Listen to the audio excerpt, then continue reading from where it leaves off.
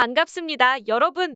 천하의 축구 무대 2022 항저 아시안 게임에서 황소원 감독이 이끄는 대한민국 대표팀이 경이로운 성과를 보이며 팬들을 놀라게 하고 있습니다.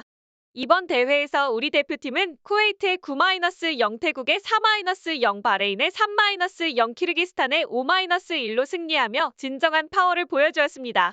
그리고 어제 중국과의 중요한 대결에서 2-0으로 승리하며 4강 진출을 확정짓게 되었습니다. 이런 엄청난 결과에도 불구하고 중국 팬들의 반응은 크게 다릅니다.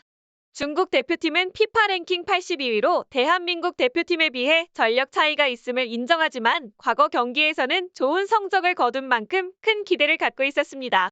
특히 V 시스템이 도입되지 않은 상태에서 중국 홈에서 경기가 진행되는 만큼 팬들은 여러 변수들을 우려하며 경기를 지켜보았습니다. 그러나 경기가 시작되자 대한민국 대표팀은 뛰어난 기술과 전략으로 중국을 압도하였고 특히 홍현석과 송민규 선수의 전반전 골로 승기를 일찌감치 잡아냈습니다.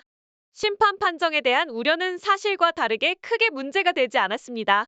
이러한 성과는 대한민국 축구의 미래에 대한 밝은 전망을 제시하며 아시안 게임에서의 최종 우승을 향한 우리 대표팀의 여정이 기대됩니다.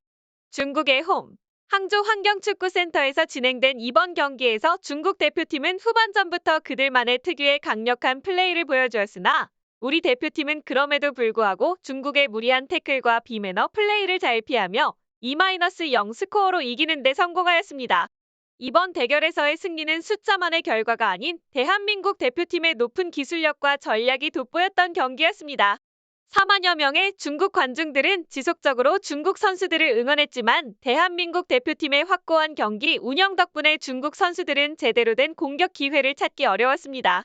많은 중국 팬들은 이번 패배에 큰 실망감을 표현하며 여러 댓글들에서는 그들의 축구 대표팀을 향한 불만과 아쉬움을 드러냈습니다.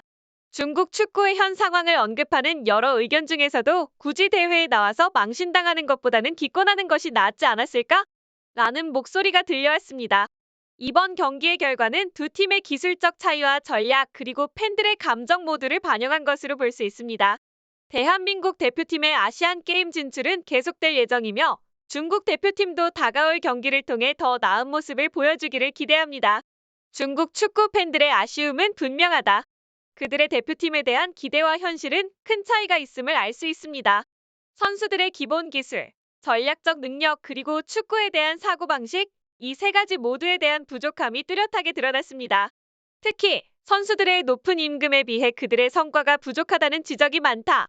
반면 대한민국 축구대표팀은 그들의 기대치를 훌쩍 넘어서는 성과를 보였습니다. 중국의 5만 관중 앞에서 우리 대표팀은 탁월한 전략과 개인기로 중국 대표팀을 압도하였습니다. 중국 선수들이 무릎을 꿇게 만든 우리나라 선수들의 능력은 확실히 세계 수준임을 증명하였습니다. 물론 우리 대표팀도 오만할 여지는 없다. 세계적인 강팀으로 거듭나려면 끊임없는 노력과 자기 비판이 필요하다. 중국 축구 팬들의 아쉬움은 우리에게도 중요한 교훈이 될 것이다.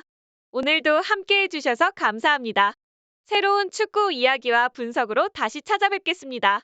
좋아요와 구독 버튼 눌러주시고 알림 설정도 잊지 마세요.